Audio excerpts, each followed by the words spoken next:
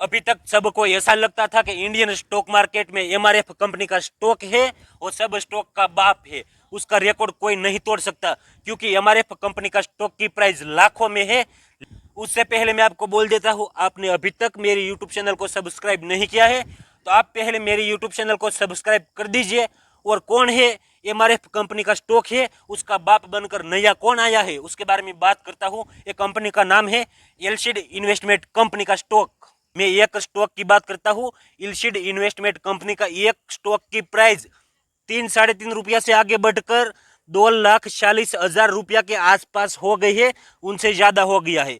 एलसीड investment company का stock ने सिर्फ 2 दिन में 70 लाख% से ज्यादा का रिटर्न दिया है इन्वेस्टर को। वो बात आपको याद रखनी चाहिए।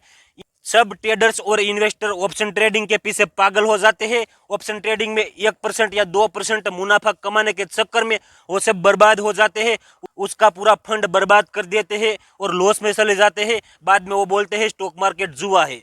लेकिन ऐसे ट्रेडर्स लॉन्ग टर्म इन्वेस्टमेंट करने के बारे में सोचते नहीं है।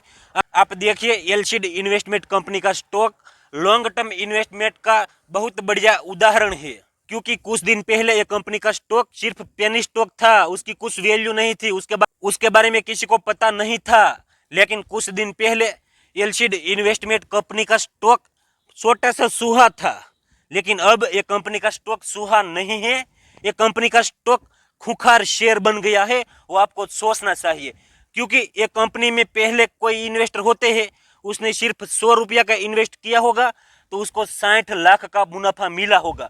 लॉन्ग टर्म की ताकत है, वो आपको देखना चाहिए।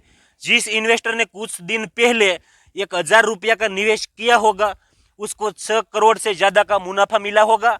उसकी प्राइस सिर्फ 3 रुपया 3.5 रुपया के आसपास थी। उसी टाइम पे 1 लाख रुपये का इन्वेस्टमेंट किया होगा, ऐसे इन्वेस्टर को 6 अरब से ज्यादा का मुनाफा मिला होगा। वो सोचने वाली बात है।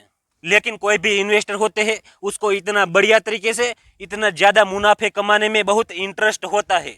मैंने भी एक कंपनी का स्टॉक से मुनाफा कमाने के लिए ट्राई की थी, लेकिन मेरी तकदीर में इतना मुनाफा लिखा नहीं होगा, क्योंकि मैं 6-7 मंथ पहले एक कंपनी का स्टॉक खरीदने के लिए ऑर्डर डालता था तो स्टॉक बाइंग ही नहीं होता, क्योंकि ये कंपनी का स्टॉक कोई सेल करने के लिए तैयार नहीं था।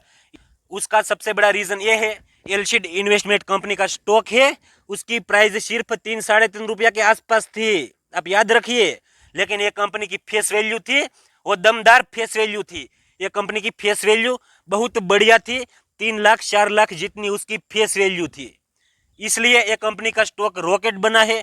और जिस इन्वेस्टर ने पहले से इन्वेस्टमेंट किया था उसको पता था ये कंपनी का स्टॉक शायद एक न एक दिन ऐसा आएगा तो मुझे अमीर बना सकता है, वो उसकी बात सही निकली है। ये कंपनी का स्टॉक की प्राइस अभी के टाइम पे 2,40,000 से ज्यादा की है। लेकिन सब इन्वेस्टर ऐसा सोचते थे कि इंडियन स्टॉक मार्केट का हीरो है वो एमआरएफ कंपनी का स्टॉक है, लेकिन अभी के टाइम पे वो हीरो नहीं है। अभी के टाइम पे इंडियन स्टॉक मार्केट का सबसे बढ़िया हीरो है, वो कंपनी का नाम है एलसीड इन्वेस्टमेंट कंपनी का स्टॉक।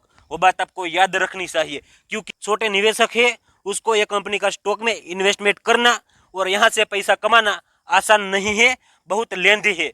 वो इसलिए कोई भी इन्वेस्टर अभी के टाइम पे ये कंपनी का स्टॉक ने बहुत बड़ा जंप किया है, 3 रुपया से लेकर 2,40,000 तक उसकी प्राइस की मूवमेंट आई है।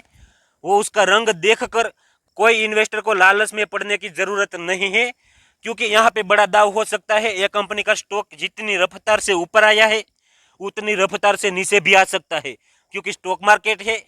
लेकिन यह कंपनी का स्टॉक में मैं और आप जैसे छोटे इन्वेस्टर और आम निवेशक है उसने निवेश नहीं किया था। वो पहले मैं आपको बता देता हूँ, एशियन पेंट कंपनी है, उसकी हिस्सेदारी ये कंपनी का स्टॉक में 75% थी। हाइड्रो ट्रेडिंग कंपनी है, उसकी हिस्सेदारी ये कंपनी का स्टॉक में 9% से भी ज्यादा की है। और 3A कैपिटल सर्विसेज कंपनी है, ये कंपनी ने एलसीड इन्वेस्टमेंट कंपनी का स्टॉक खरीद रखा था और उसकी हिस्सेदारी 3.3% थी। वो बात आपको याद रखनी चाहिए। तो ये कंपनी का स्टॉक की इतनी ज्यादा मूवमेंट आ गई है और इन्वेस्टर को इतना ज्यादा रिटर्न दिया है सिर्फ 2 दिन में, 70 लाख% से ज्यादा का रिटर्न। वो दमदार बात है, वो बात को हल्के में नहीं लेनी चाहिए। लेकिन ये कैसे हुआ, वो जादू से कम नहीं है। उसकी सबसे बड़ी कहानी ये है, ये कंपनी की बुक वैल्यू लाखों में थी और ये कंपनी का स्टॉक सिर्फ 3.5 रुपया का था। क्योंकि इतना ज़्यादा प्राइस और बुक वैल्यू के बीच में डिफरेंस होता है तो आम निवेशक है उसको न्याय नहीं मिल पाता है, उसके साथ अन्याय होता है, ऐसा सेबी को लगा था। इस बात से निपटने के लिए सेबी ने कॉल ऑप्शन की स्पेशल रूपरेखा तैयार की थी और यह कंपनी का स्टॉक था उसको वॉल्यूम दी तो क्या हुआ, ये कंपनी का स्टॉक है उसमें कोई सेलिंग करने के लिए तो तैयार नहीं था। सब इन्वेस्टर ये कंपनी का स्टॉक में बाइंग करने के लिए सोचते थे, सब इन्वेस्टर ये कंपनी का स्टॉक में डेली बाइंग का ऑर्डर लगाते थे, सेलिंग कोई करता नहीं था।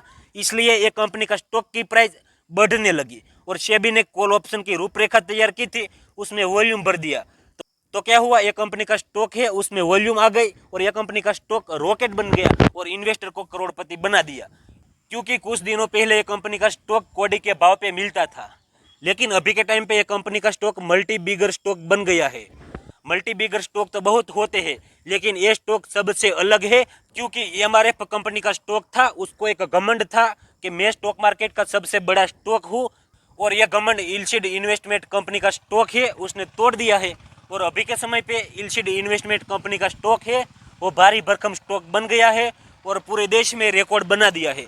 लेकिन कोई भी इन्वेस्टर अभी के टाइम पे ये कंपनी का स्टॉक में इन्वेस्टमेंट करने के बारे में सोचते हैं तो क्या करना चाहिए, मेरी पर्सनल राय है, मैं मानता हूँ उसी दमदार प्राइस पे बढ़िया प्राइस है, रॉकेट बन गई है तो यहाँ से बाइंग करने के लिए अच्छा नहीं होगा, यहाँ पे निवेश नहीं करना चाहिए।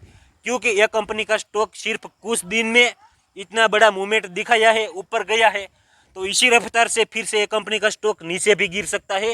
वो बात आपको याद रखनी चाहिए, क्योंकि आप इन्वेस्टमेंट करते हो, वो पैसा ऊपर से नहीं गिरा, आपने तन तोड़ मेहनत की है, उससे कमाया ये पैसा है, इसलिए आप निवेश करते हो तो आपको सोच समझ कर निवेश करना चाहिए। लेकिन फिर भी ये स्टॉक मार्केट है, यहाँ पे डेली हजारों लाखों खिलाड़ी खेलने के लिए आते हैं। आपको भी ये कंपनी का स्टॉक में निवेश करने का मन करता है, आपको भी रुचि है, तो आप अपनी खुद की स्टडी एक बार कर लीजिए और आपका फाइनेंशियल एडवाइजर है उसके साथ भी आपको बातचीत करनी चाहिए। क्योंकि मैंने आपको वीडियो बनाकर दिया है, ये वीडियो बनाने का मकसद एजुकेशन का है, मैं ये वीडियो से आपको ट्रेडिंग या इन्वेस्टमेंट करने के लिए प्रोत्साहित नहीं करता हूँ, वो बात आपको याद रखनी चाहिए।